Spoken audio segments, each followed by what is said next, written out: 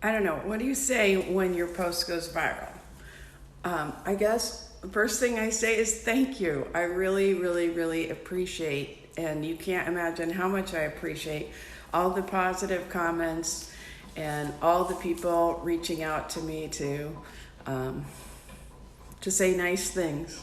It's so fabulous, kind of, in this day and age, to have such a level of positivity and gratefulness and outpouring of love. And I really, really thank you. So I did want to follow up with a couple things. I wanted to first introduce myself, and if you like this video, as I say, please hit like and subscribe. I'm going to do, well, you'll figure that out in a minute. Anyway, so I'm Lise Madson. I'm here with Grover, who's getting himself all fluffed up at the moment. He's one of my devoted companions. He's a Vasa parrot, and actually Grover is the reason why I'm here in Florida. I was in Hawaii, and I tried for a couple years to get a permit to take Grover to Hawaii. I had actually moved my horses there because I was confident it would happen. It didn't happen, so I moved here to Florida to be near my sister and where Grover and I could remain companions. So here I am. I'll flip the camera around in a nanosecond. This is my dog Lassie. She's also my service dog. She's a collie. You got a brief look at the living room. Yeah, she's also a service dog. So I'm a rider. I'm a horse person. I'm a horsewoman. I'm 58, and I've ridden since I was, 3. And I've done dressage and eventing. And then in the mid 2000s, 2009 or something like that, I got very sick. So in 2012, I did the Paralympic selection trials. In 2014, I did para reining, and what else did I do in 2014? Oh, I did the Extreme Mustang makeover in Idaho primarily from a power wheelchair. Currently, I'm not in a power wheelchair.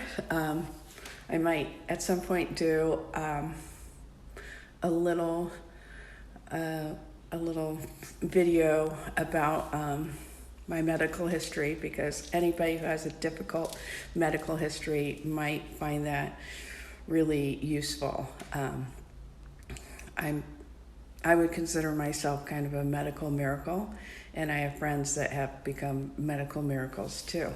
So that might be something in the future. But anyway, the main thing I wanted to do is introduce myself, say thank you, and also point out a few things that if you do bring your horses inside, it's not something you do lightly. Probably people know that. On the date of Hurricane Ian, it hit the other side of the state, but I actually had a total knee replacement on that date, and it wasn't bad in our part of the state. And then all of a sudden, here comes Hurricane Nicole. I've not been through a hurricane in Florida before, and it was scheduled to pretty much hit landfall near West Palm Beach. I'm in Jupiter, Florida. So, and I've only lived here for about a year. Haven't got a permit for my barn, haven't got the barn built. Barns now have to be built to withstand 175 mile an hour winds. Barns previously didn't have to have that done. So some people made the comments, well, the recommendation is to put your horses out during a hurricane because the barn might collapse. And that is true if you have a barn that isn't built to hurricane standards. So yes, that's true. So I had temporary shelters, and the recommendation was to turn the horses out in the yard. And I don't know, that just debris. I mean, you put in hurricane windows that are able to withstand, like a 2x4 being fired at them by And the hurricane was supposed to hit in the middle of the night, and I just couldn't imagine my horses being out there, and if the hurricane got really bad, like dodging debris in the middle of the night in high winds. It just didn't sound like, it didn't sound safe. And then they're supposed to be able to run and move away, but, there are fences and, debris. And one of my horses, when they got here, ran through some bushes, and there are these really thick vines, and got tangled in the vines. Fortunately, she was rope broke, and she just stood there until I found her and came and tangled her. But it's not something, it doesn't sound safe. It just doesn't sound safe. So, is your home safe for your horse? It probably won't collapse as readily as a barn will, especially if your barn wasn't made to hurricane standards. Is it safe for your horse? It depends on how you prepare. Houses are obviously made of drywall. Drywall a horse can kick through in a nanosecond. It's just a fact of life. They also contain, obviously, electricity. So one thing, if you bring your horse inside, that I suggest is make sure the floors are not too slippery. Rubber mats help. If you have a tile floor, walking in on old carpet or a rubber mat is going to make them a lot more secure. Watch for things overhead.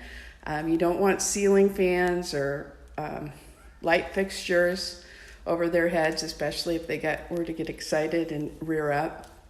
Where are you going to tie them? So I got a couple eye bolts, and eye bolts can be attached to, I look for where there's a header. A header is solid wood above a door, or some places they put 2 2x4s together inside the wall. Those are probably sturdy enough. But I wouldn't really tie them hard and fast. And then, as you see in my picture, I used some portable corral panels, which, yes, I carried in myself because I'm crazy, on my half-healed leg. But I carried them in, and that did a couple things. I set it up as standing stalls so they wouldn't be lying down. Because those are open corral panels, you don't want a horse to lie down and put their leg through it. I thought they're probably none of us going to get a lot of rest that night. So the standing stall is kind of like a 6 foot wide, standing stall. like an extra wide trailer stall, so they can stand there comfortably. They had hay nets, they had water buckets, they had their feed at the regular time, and that way they could stand there and eat and do their normal routine. It did 2 things. It keeps all the manure at one end and the horse's head on the other end. And then, like I said, they're not likely to lie down. I was with them all night. I didn't sleep a wink. Though the hurricane actually did not turn out to be bad here, but you don't know until it actually arrives. So, I mean, it was windy and stuff, but they probably would have been just fine outside. But if it had been really bad, they probably wouldn't have. So anyway, so I use the panels. That keeps them away from the walls.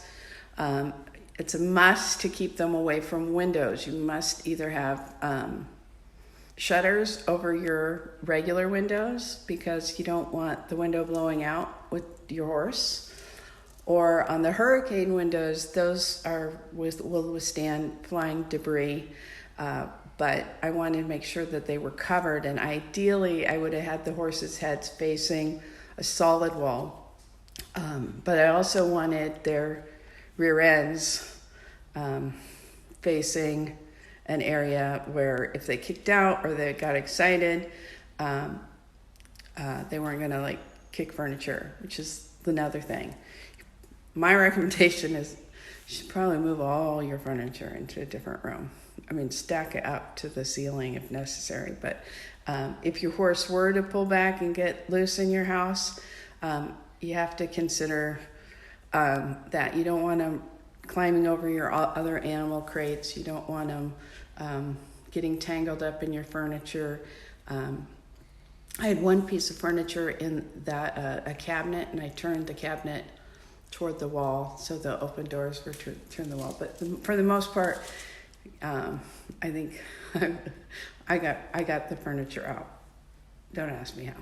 When adrenaline works wonders. So anyway, and my furniture isn't that good anyway. Cleanup.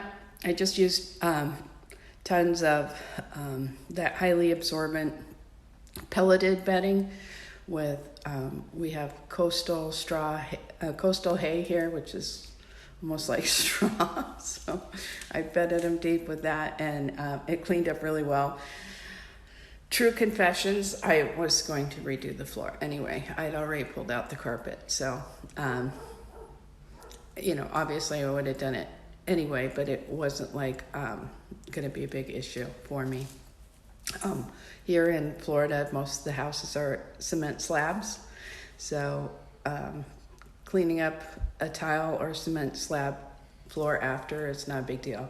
The biggest deal is my horses are barefoot. If your horses have shoes, and even if they're barefoot, if they get wet, tile floors are extremely slippery. So putting, if you have mats or old carpeting down, that's really helpful. So, that's what I did. And if the weather is safe enough, if the safest place for me to be is in my house, I'm probably going to consider bringing all my animals in. Whether that, if I was in Arizona, it was 126 degrees and the only place with air conditioning was inside, my horses would be inside. The other things, your homeowners might not like you. So that's something to consider. I'm going to do it anyways, obviously. But if something does go wrong, your homeowners and your horse kicks your wall, I'm not sure that's covered by homeowners insurance. And the other thing is know where your breakers are. If your horses do get excited, you might want to turn off the electricity to that room just to be on the safe side. What's the other thing? Electricity. If it's in the middle of the night, it's probably best to bring your horses in for the first time when the electricity is still on, and have a lantern, not one of those propane lanterns. We're talking, battery lanterns, so that your horses can see where they are and get adjusted, and then set it up as similar as possible to the routine they're used to. Anyway, Grover, are you gone to sleep? I'm going to do some videos in the future. I hope you subscribe to Route Scout, no E, ROUTSCOUT, on YouTube. One of my very best friends is Linda Tellington Jones, and she lives a mile from me. To keep your horses calm in the hurricane, there are a couple things you can do. One is T-touches for their ears. That's super, super, super effective. So, and the other thing is if you're having concerns about, holding them and tying them and keeping them calm, there's a way of holding a horse called Taming the Tiger, which provides a fairly safe way of keeping your horse calm and you safe. So those are my recommendations there. Again, thank you so much. I really, really appreciate it. I hope you follow along. Oh, and the other thing is, as I mentioned, my health is I've been super, super lucky to survive, she's going to die. So that kind of stuff. Part of the way I survive that is gratefulness and gratitude and prayer. And 2 days before the hurricane, I had a not very great diagnosis. So if you could include me in your prayers, I would be super grateful. I believe in the power of prayer, and my friends and animals would love to have me around for a long time. I don't think it's like a terminal thing, but it is certainly a serious thing. So anyway, thank you all so much. Love you all, and have a great Sunday.